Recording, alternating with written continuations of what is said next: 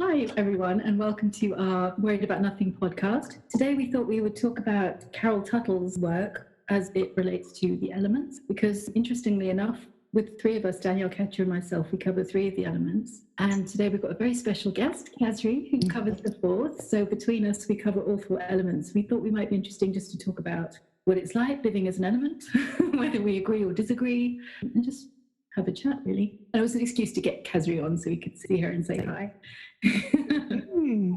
Kazzrie is air, which is type 1.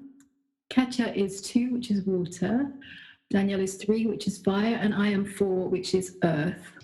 Well, yesterday I had to review it, and I was so excited to watch type 1 because it's just, the sparkle in the eyes. And when Kazzrie giggles, just everyone wants to giggle. And it's just, yes, this is type 1. And I don't know how she feels, but one of the things that Carol Tuttle or some of the people who represented her work said that type 1 really enjoys seeing other people smile. So I don't know, Kazzrie, would you agree with that? Oh, yeah, I watched the video where the woman said that, and yeah, I guess so. But I don't know how to make people smile. I don't know how to make people laugh. Like I'm not funny, but I am funny because my innocence and the way I am in the world just makes people smile. But yeah, I love to make people smile in the sense of maybe giving someone a compliment or asking them something. I don't know, like if I see someone and it's like, what can I ask them about? Oh, she's a grandmother. I'll ask about her grandchild. How's your grandchild? And next thing you know, they're like, oh, and they're just so happy that they can talk about something they love. So I guess, yes, I do. Mm-hmm. And I can see the sparkle in your eyes. That's what she was talking about. I was like, oh, yes. Yeah. And it all makes sense now. The term sparkle, because I love sparkles, and people, only in the past 10 years, people associate with me with a fairy. So I guess fairies are very one energy, and and I'm very bouncy, and I do always walk with a bounce in my step. I move a lot. I don't have the same, even my tone of my voice, like everything's bouncy. There's nothing straight or monotone. It's always all over the place. And but the funny thing is, though, I took the quiz last night, and it said I was a 4. Oh. But in the past when I did the quiz, I was the 1.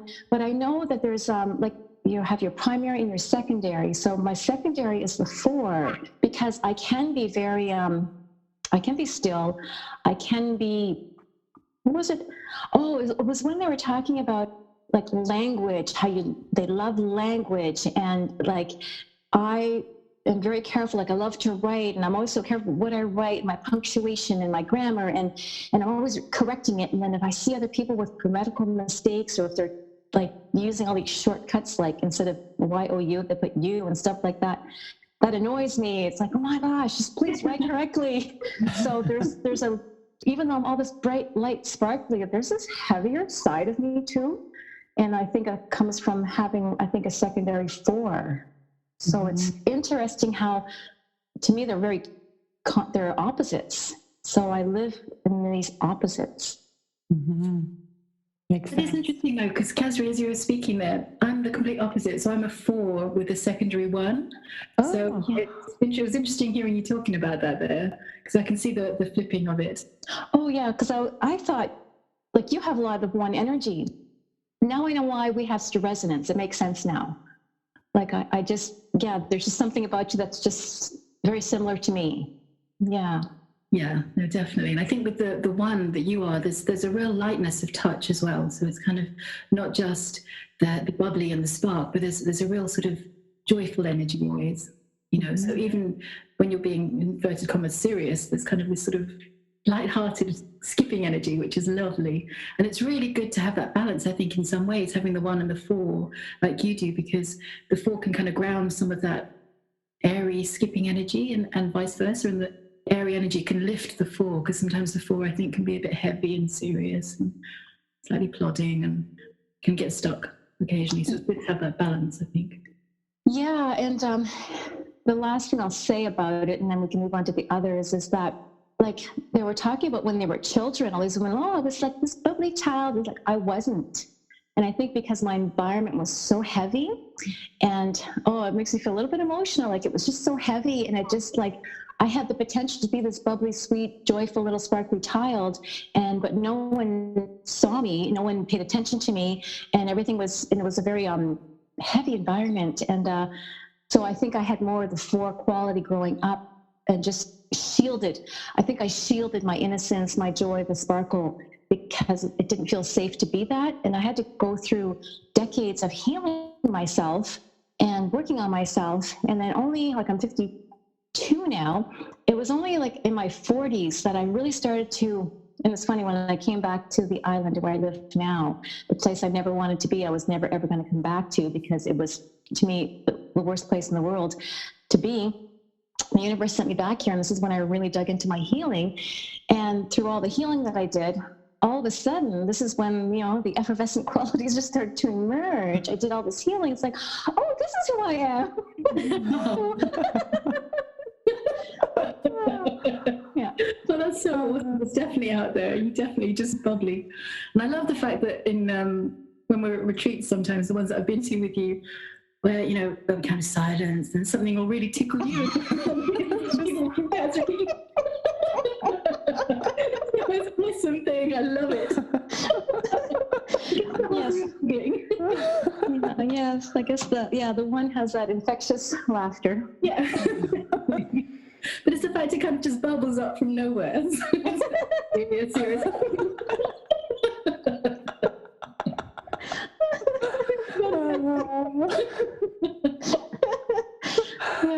Yeah, that's true. Yeah, you spread joy. Yeah. So let's talk about someone else's numbers. Who's next? Well, I'm number 2. I'm water. My secondary element is earth. So I can relate a little bit to a couple of qualities. Although I'm not, I normally write something really, really fast, and then I go back, and then I correct, and then I edit it like 10 times. That's what I do. But with water, I never actually knew that I was a water, because I guess growing up was fine, but when I had to find a job, again, I was working in the financial industry. And, you know, when you sit on the same floor with about 100 men, you tend to take a lot of fire energy, because you really have to be more competitive, more result-oriented. And it was all about, you know, getting things done. And it felt so unnatural to me. I wasn't happy there. But I had to take a lot of fire quality, and I'm still struggling. I can't. No matter how much I try.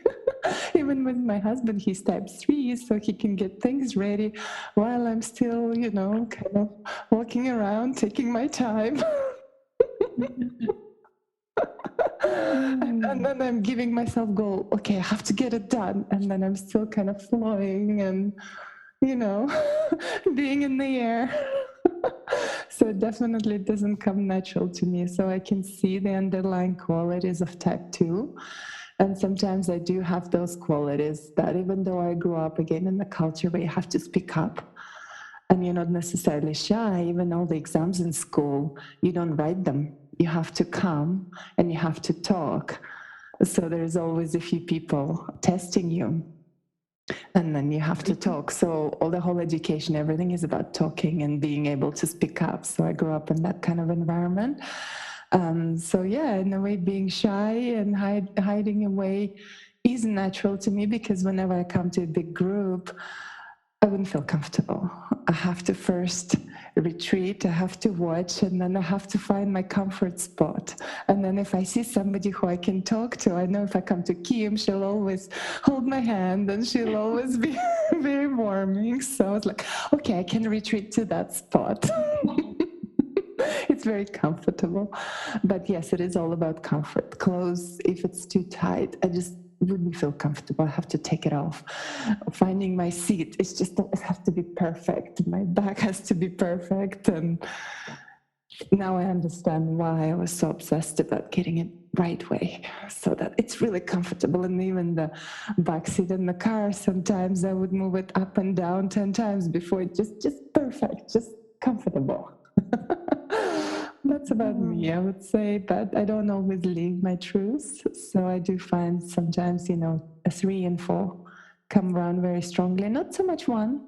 Maybe sometimes, of course, we have all 4 elements, but I'm always fighting with number 3. I don't know why, because I think sometimes I just want to get it done, want to get the results, and it's really hard for me. It's not natural.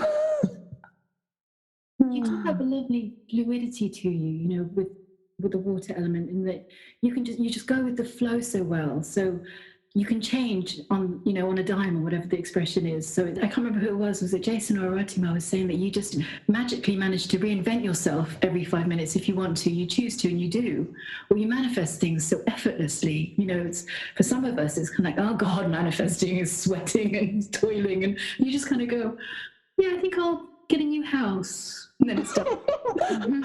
Well, you know what? I can tell you right now, it's mostly sweat, and it's not working that well.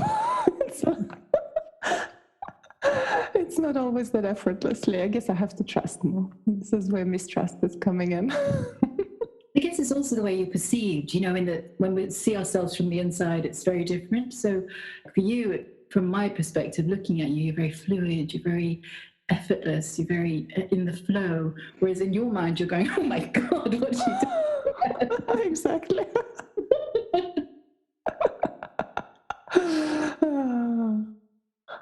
And another thing about the 2, they were saying, well, they talk about the features on the face, and every face you can see the features, and I can totally see it in your face, Katya. Like, you just have this serene face. Oh, and what other markers are there? Well, it's mostly downward movement, so you can see my mouth. Oh, and yes. Even the eyes and even the eyebrows, it's all downwards movement. Right. Yes. Okay. Yeah. The down, but it doesn't look sad or anything. It's just soft and serene. Like you're so approachable. Like you just, and then just, I remember when I first met you, you were just sitting there in the airport in Abbotsford or Chilliwack, wherever that was. Calgary. And you were just, was it Calgary? Oh, yes. Right. You were just sitting there so serenely and just like looked over and just smiled at me. Like, you're just so peaceful. Like, I can just see how people would just want to sit next to you and just kind of just be next to you and feel that peace. Oh, thank you. Yeah. Oh, I didn't know that. So thank you. You're welcome. I remember the first retreat we went to where I think I sat next to you, Katya, and we hadn't really spoken up until that point. We'd kind of said hi and had a hug, and I sat next to you and you were sitting there going, yeah, my heart is stone. I feel no emotions. The tears flowed and you went very, all the emotions came out. And it's just that fluidity. It was just so lovely. Yeah, I remember I sat there for about an hour and just cried. I was like, what's going on? Why am I crying?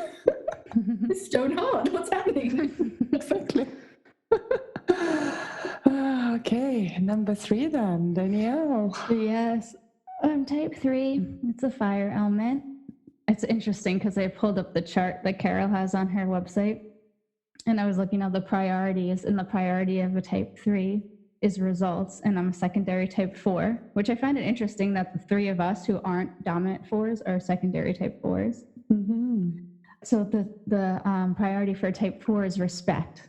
And then I look at the priorities for type 1 and 2, and it's happiness and comfort. So it's like my life's priority is kind of like my types are going to tend towards results and respect. I was like, no wonder I have like a little bit of conflict with being told like, oh, I just want you to be happy. Because I was like, I guess maybe it's just not a priority for me. Maybe it's not what I care about. So that's interesting. I'm just noticing that now. But yeah, I definitely noticed some stuff when I went through the typing system and finding out which type I was, because a lot of the things for type 3 and type 4 really resonated with me. Like type 3, really like being oriented to results and wanting to get things done and quickly, because that's the movement kind of is swift, is part of the type 3. And then type 4 of being a perfectionist. It's like I want things to be done quickly and I want them to be done right and now. That's very much like true. And that's what caused me to not do a lot of things in life, because I'm like, it's not going to be perfect right away, so why bother?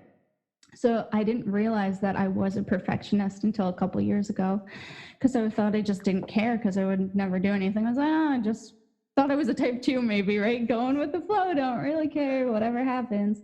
But it was more of being such a perfectionist and falling prey to that I didn't even want to start anything, because however it would come out, I just didn't think it would be good enough. So it's interesting. And I think it's really helpful to have systems like this to kind of say, oh, okay, I kind of understand what's happening now, which is kind of cool. But there's so many good qualities as well about being type 3 and fire, because you've got that passion, you've got that drive, you've got that, quick ideas and putting things into motion and that kind of forward impetus, which some of the other elements, especially a 4, for example, doesn't have really. So it takes a long time for a 4 to get moving, whereas you're like, no. That's great though, because people need that spark, people need that energy, that boost. Yeah, usually if I have an idea, I want to have it implemented. Like that's part of the frustration that I have with doing things like in larger groups too. Because like if I'm just working by myself, I can just go ahead and do it. I can implement that change. And if I don't like it, I can change it again. But it's like in working with like at work, right? I work in this corporation. It's like I come up with an idea and I'm like, I really feel like this is going to help us. And it's like, well, we're working on it. And I'm like, not even being parts of the conversation of like what's going on with it. So I can't feel any forward movement on it. So then when I'm sitting in my role and I see the same thing impacting me every day, I'm like, I know this could be different. And it's so frustrating for me. And it's funny because looking at this, frustrated when lacking physical outlets or feeling thwarted. So it's like if I have an idea and I think things could be better and we're not doing it, it's feeling thwarted. Right? So oh man, it's interesting though just to see it and figure out a way to work with it so that my natural way of being can be expressed more effortlessly in my day-to-day life. So maybe finding a career path where I'm not working in a large corporation or a place where I have a little bit more control and can make the changes in a quick way might be a good path for me. I think working for a corporation can be soul draining anyway, though, can't it? I guess whatever element you're in, because it's a huge, slow moving machine. Even for those of us who might move a bit slower, it's a very slow moving machine. So I guess it's all about finding that right area for you and the right environment and all of that. But I think the way that you painted yourself as type 3 would seem quite heavy. And I think there's also a lightness with the 3. I mean, I'd say with you, there's definitely a lightness. It's kind of like I'd almost say pixie-ness. It's kind of like that little spark in a different way to Kazzrie. But there's definitely a spark of, the fire spark, I guess it is. It's that kind of life that comes out as well. So I think an important thing, I guess, to remember with all of the types and the descriptions is not to just look at the negatives, as our human instinct is to do, but look at the positives as well. The good sides and the sides that are beneficial and also blend really well or help the other signs. Because we definitely need the balance of fire for some of the slow non-movingness, and it might be frustrating for you. And apologies for that, but it's great for us. Oh, yeah. And I just wanted to add, sorry, my husband is type 3, so I'm noticing a lot, and he's never happy with his work colleagues. The work ethics, the standards are not high enough. They never cleaning. He works in a lab, so it's never clean. He always comes in and has to clean. I was like, how difficult is it to get it done? And then I say, well, I guess, how do you feel about hiring me? He's like, I would never hire you. Because let's say I'm baking, there is like whole mess in the kitchen. I normally do get it done, put it in the oven, and then I clean up. And he has to clean up on the go. Why do you want to make more effort for yourself cleaning after if you can put it away right now? Why wait? So then he goes and helps me to clean up. He's like, yeah, I guess I wouldn't do so well in the lab. He's like, no. The worst worker in the lab. So it's kind of funny. It's always like, is it just me, or is it why people can't do that? Like, he's so efficient and doing dishes. I can do them for an hour and it takes him like 20 minutes. It's like, how do you do that? He's like, I just want to get it done. I don't like it, but I just want to get it done. That's funny. Sorry, Danielle, you wanted to say something. Oh, yeah, I don't know. I was just looking through what's actually on the sheet for the different types, and I was just pretty much reading off what it is and expressing my experience with them. So it's just funny because it's just in reading a lot of the things where it tends to type 3 and 4, it is that more steady or like serious, like critical thinking, determined, all of these kind of like more focused things, where type 2 is more flowing and type 1's very light. So it's just interesting to see that. But I think the fire that Kim was talking about is more like a determination. There's a passion, persistence to it. And you've got the characteristic hair of the 3 element. The wild, thick, wavy hair. So you know more about it than you think you do. Well, I just watched the 4 little videos last night. And yeah, and I was relating it because I have a friend, a close friend who's a life coach, and she discovered she was a 3. And so when I was listening to the video last night, I was relating it to her. I was like, oh my gosh, yes, that's her. Like, she gets things done. She's always on it. Like, she's just like, she's so accomplished. She's taken so many trainings and she completes everything. She never leaves anything undone, whereas I'm the opposite. And we lived together for a little while, and she tried to life coach me. How did it work? Oh, it didn't work. She got frustrated with me. So we had to stop the life coaching part of our friendship because it was going to ruin it, because she just couldn't understand why wouldn't I just follow through with everything to the end, where she just, like, she's just on it and never ever stops. And she's just like a machine, but she's also, you know, very loving and very, she's very passionate. She's just very passionate. And if she believes in something, she goes in it all the way.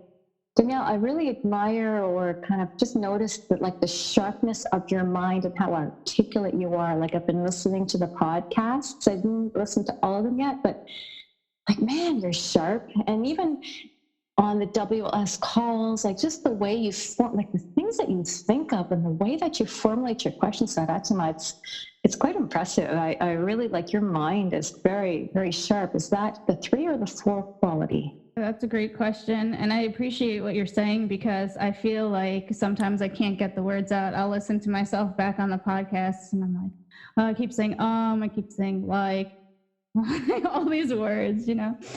But I would think it would be more type 4, because it's that perfecting nature and the reflective nature. It's funny because the type 3 has extrovert energy, but I find myself to be very much an introvert.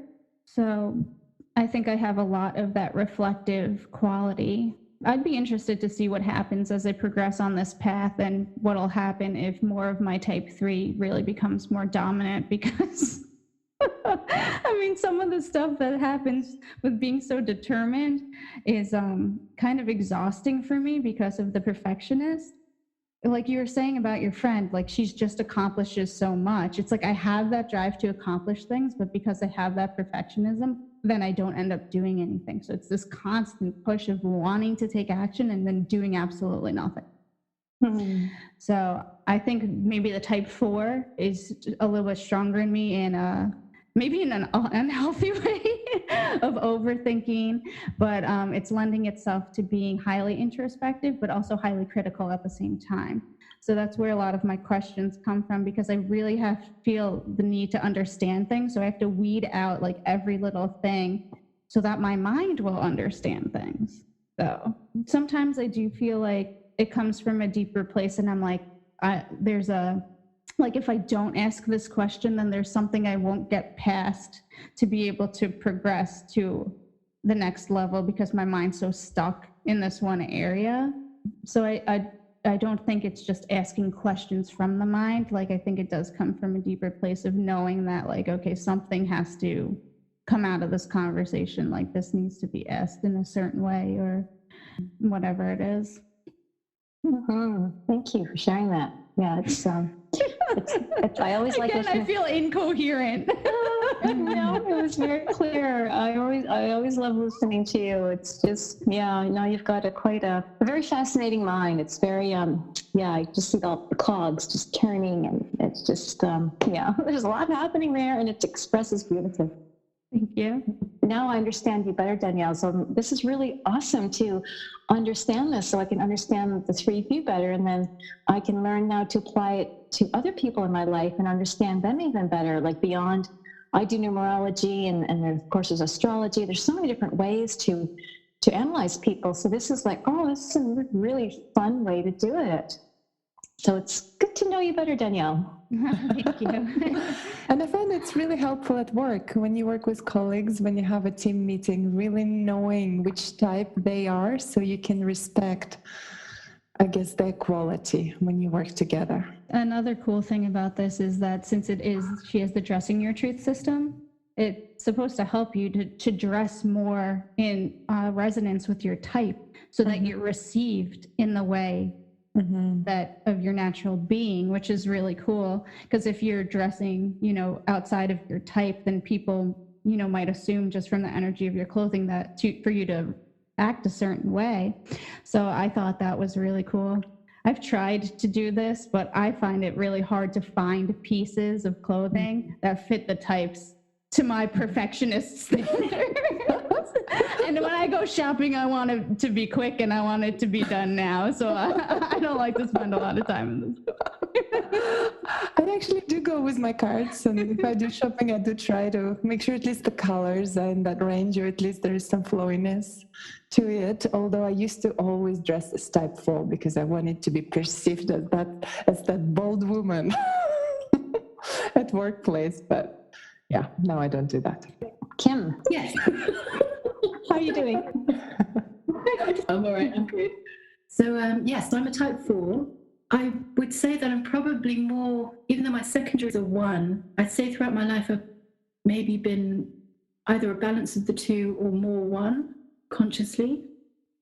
Because I've always been sort of attracted to, well, the way I dress, for example, and just beauty and light and joy and all those sort of airy things. And I'm finding that some of the 4 qualities do come naturally to me. Like, for example, I have amazing attention to detail in some areas.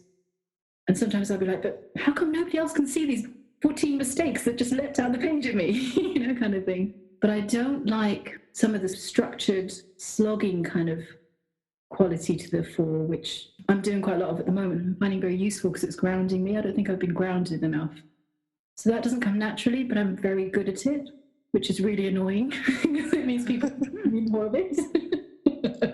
I'm like, oh, why? What do you mean?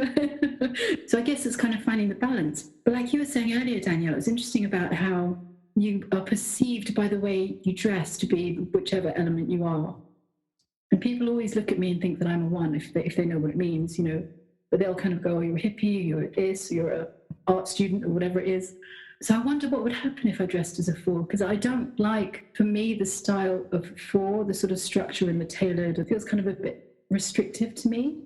I used to have to dress that way for work when I worked in the corporate field, suits and stuff. But I wonder how that would affect, it does affect perception, people do look at you differently, the way that you dress. But I wonder how that would affect the way that you act as well. Because in dressing as a 1, I think I act quite fluid and sort of loosely, not in a sexual sense.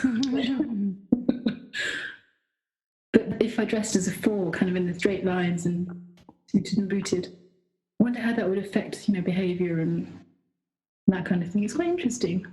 Can you see what it would be like for you? It would be a bit scary. Because I think one of the things being a 4 is people always tell me I've got big energy. And in some ways, the kind of dressing floaty sort of mitigates that to an extent, in that it doesn't kind of hit them all at once. Whereas if I wore suits in block colours, I'd probably be quite terrifying in some ways.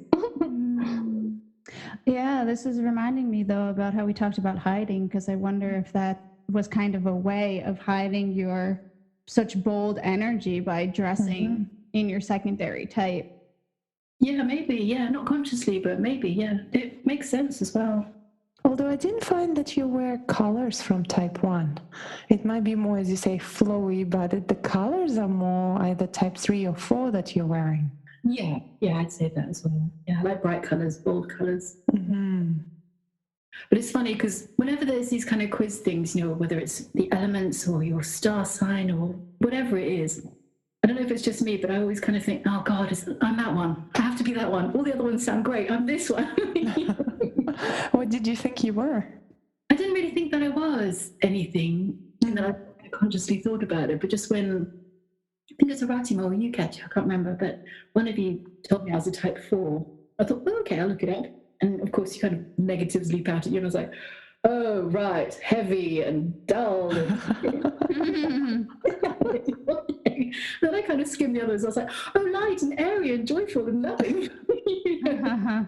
That's so funny because I wanted to be a type 4.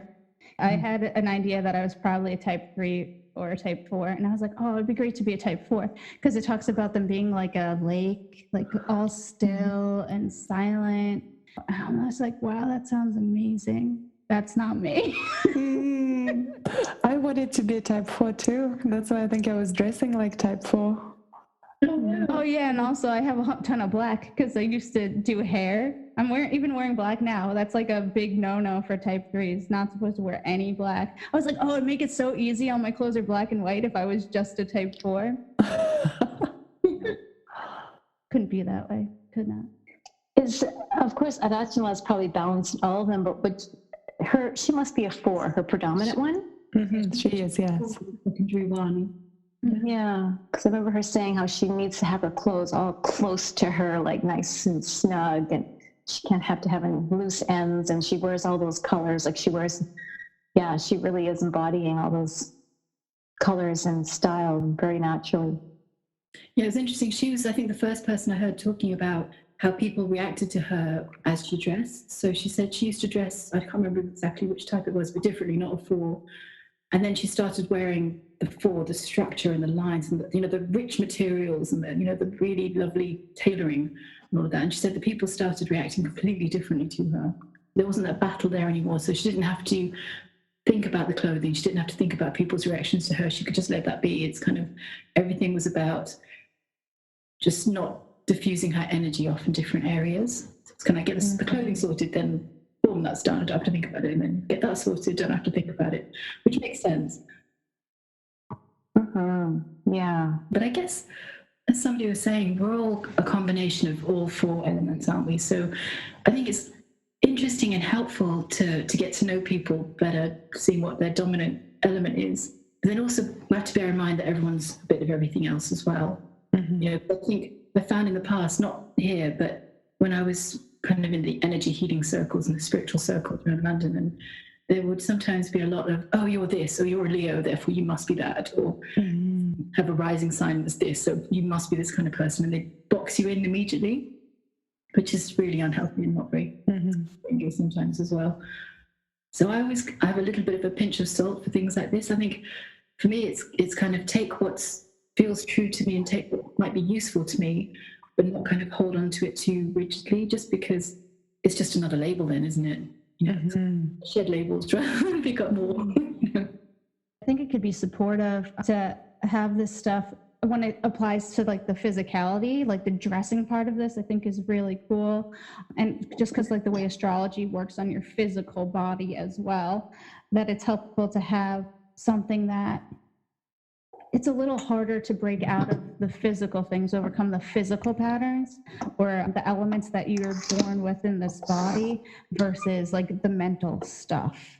So to have a system like this that works with the physical aspects of your manifestation, I think can be really supportive, because even though like I'm not going to necessarily like overcome, being a type 3. If that makes any sense. So it will be supportive to also work with it, take what's useful to you with it instead of like heavily identifying.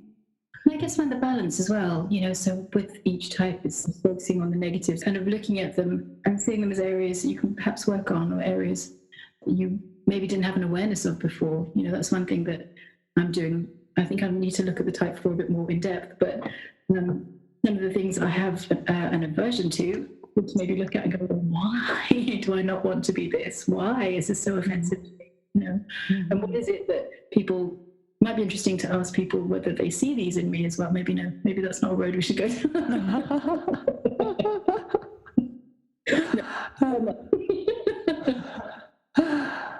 oneself to do it. But you know what, I did find that once I learned about the dressing and the type, that it's so much easier. I go to the shop and I know what to look for.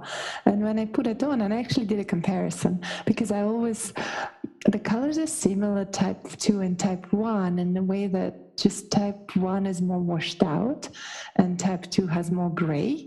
But when you shop, I think it's the same between type 3 and 4. So I found between 2 and 1, you have to make sure it's not 1. So I remember I went to the dressing room and I picked up a few colors. And then I was wearing them, and then I took a picture of myself. Before I took a picture, I thought, yeah, this looks good. And once I took a picture and looked at myself, I realized how washed out my face was when I was wearing type 1 instead of type 2. So it was a really good experiment, because there's a little bit of mistrust of how true that is. So just trying it out for yourself and just looking back, snapping a picture and just looking back at yourself, I think you'll notice the difference. That was certainly true for me. And now when I go, I know what to look for, and it's so much easier. I don't need to spend a lot of time. I used to bring a huge basket of clothing. Now it's definitely half of the amount. I rarely go shopping, but if I do. Something you don't think of, is it? Because when you like colours, you wear them, and you don't really necessarily think about how you, well, you look at how you look in them, but just, the comparison that way is an interesting experiment. Much better. So there's one thing that kind of is conflicting to me. I had my colors done, Color Me Beautiful back in the, what was it, around 1990, before you were born, Danielle? Maybe? No.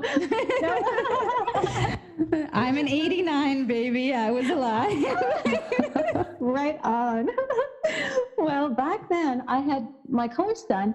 Actually, it might have been late 80s. And I was told there was an autumn, and all these earth tones. And I was so disappointed. No, this can't be right, because I actually liked the winter colors. I like the more bright colors, winter and summer. So a few years later, I went and got my colors done again and again for my skin tone, for my eye color. Because this is the thing with that system. It doesn't take into account your actual eye color, skin color, hair color. So in the type 1, it's complete opposite colors from what suits me according to Color Me Beautiful, that would suit my tones.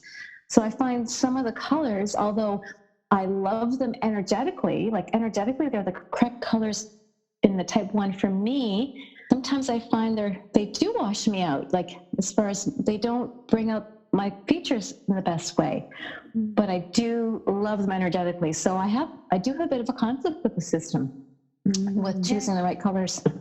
Kazzrie, I'd like to see you in more type 1, because I don't think I've ever seen you in anything pastel, which it's kind of lends to the pastels, right? Those lighter tones. I don't think I've ever seen you in anything like that. No, I feel like I look washed out. So I'll do what Katya does, what you did that time when you went shopping, and I will find the palette and I will try some clothes on and take some pictures, and I'll compare it to pictures of the colors that I like. Like I just love this teal color. It's like my favorite winter color.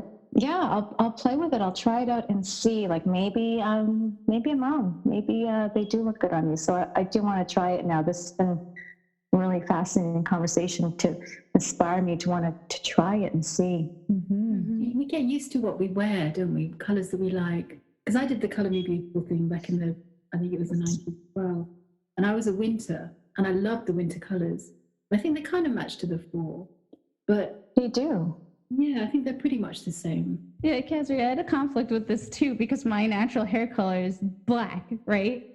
So, and type 3 is supposed to have highlights and all this dimension in the hair, and I got absolutely no dimension in this, and not wanting to put any chemicals in, I'm like, my hair is never going to be type 3, not the perfect type 3. It'll never be perfect.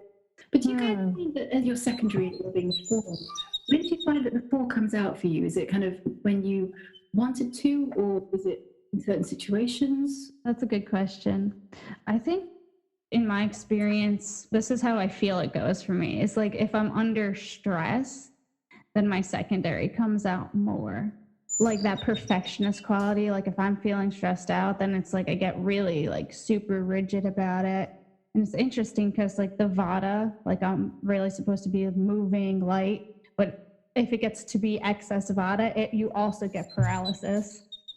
So it's interesting how that kind of seems to fit in with my thought pattern or the way that I feel about how the 4 will express when I'm stressed out. I'll get overthinking, over-reflective, highly critical. Nothing's good enough.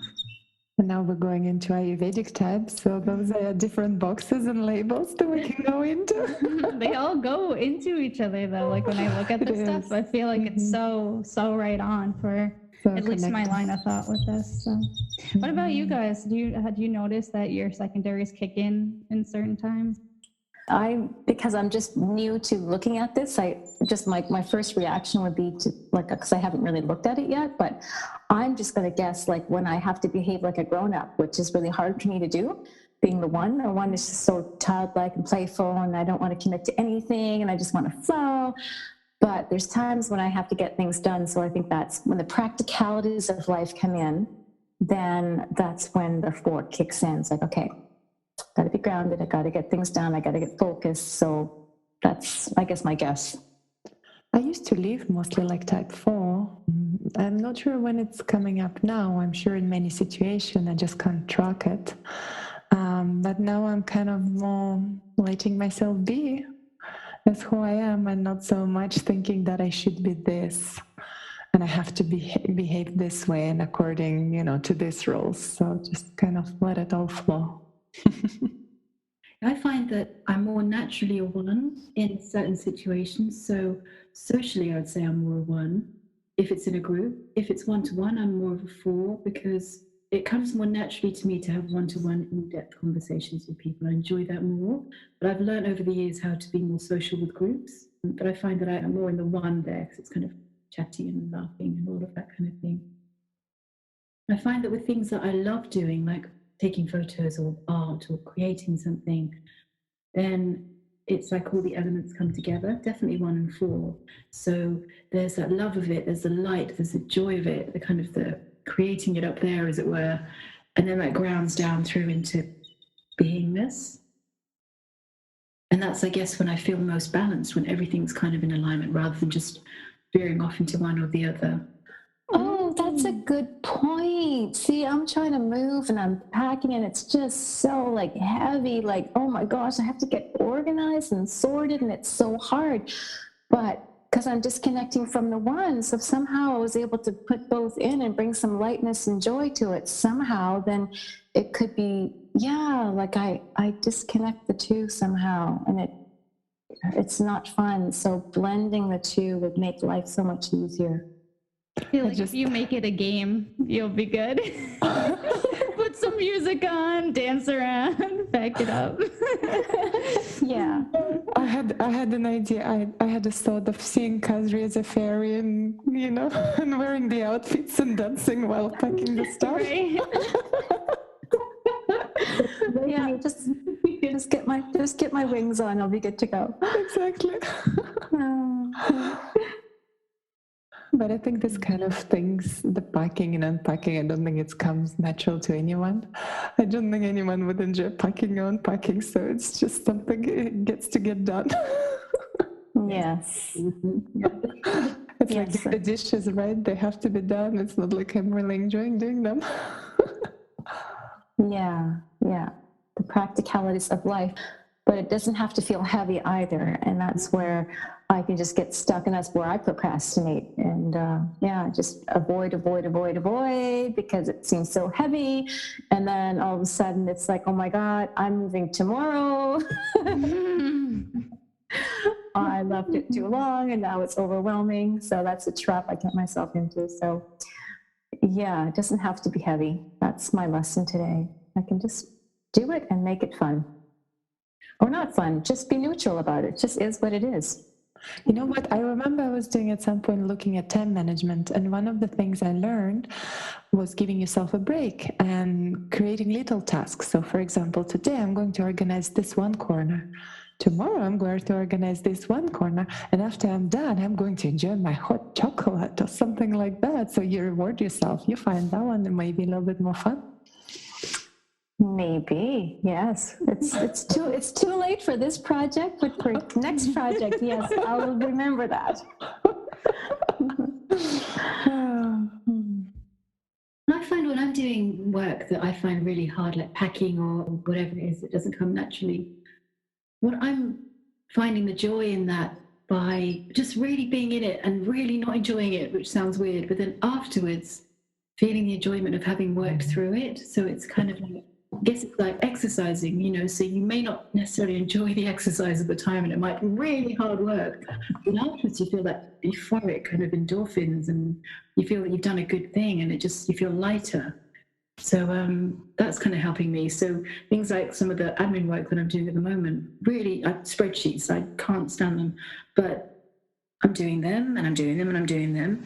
And then afterwards, when I've got a really good, complicated spreadsheet up, it's like, oh, that helped unravel something and it helped kind of drive that hating of doing it deeper. So rather than avoiding the doing it, it's doing it, not liking it at all, but pushing through it. And I'm finding that kind of, in some ways, cathartic. Do you know what number Jason is? Number 3, you can see it. He's a machine. He's a fighter. 3-4. 3-4. That's why you. Okay, Danielle, that makes sense because you and Jason, Danielle, the two of you have this resonance. Yeah, that was a yes. For everyone who's listening that can't see me nodding, which is everyone who's not here. Right. Okay. Cool. That makes sense. See, this system really works. Why? What did you think of him, Kazzrie? Well, I figured. Yeah, he definitely. Yeah, I thought for sure like 3 or 4. I didn't know which one was the dominant one, but of course, yeah. As soon as you said it, yeah, for sure. Very fiery. Maybe he's a double 3. Double dose of 3. Double dose. I like that. Yeah. I don't know. I liked doing this a lot. I liked having the 4 of us together. Me too. I think the sections go in on the website to like how the types are like in relationship and these different things. So if we wanted to get together and talk about more specific things too, if it feels right, then we could probably do that too. Well, that'd be interesting. Yes, it could be work and relationships and other dynamics. Yeah, and I would love to, and it would give us time, or especially me. I haven't really incorporated this yet into my life, but maybe now I'll wait for the shops to open up again. You know, the secondhand stores, Value Village and such, to open, so I can go and do some shopping and buy clothes in my colors. Like I'd really love to experiment with that, and then learn more, and then just see how it's affecting me in all the different areas of my life, and then maybe we could come back and talk about it in more depth. That would be cool. No, that's such a great idea. Thank you for listening to our Road About Nothing podcast. And thank you so much, Kazzrie, as our very special guest for appearing. It's been such a joy to spend time with you. Thank you. Thank you for listening. Bye.